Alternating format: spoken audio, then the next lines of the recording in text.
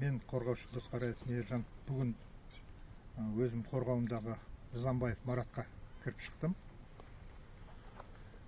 Енді кіргенде өздеріңіз бұған дейінгі видеолардан көрген шығарсыздар.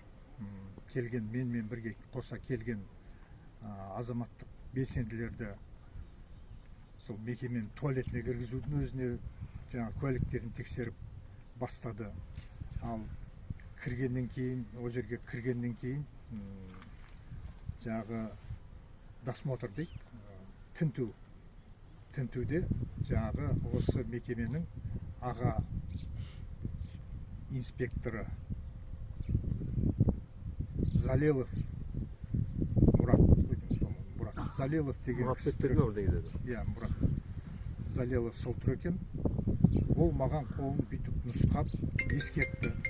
Ешқандай қағаз алып шықпайсыз, ешқандай қағаз бермейсіз сіздің қорғауыңыздағы адамдарға деп. Сонымен кіргізді. Енді шыққан кезде қайтадан енді мені тінтіп, өзім жазған қағазымды соның бәрін алып қалам деп.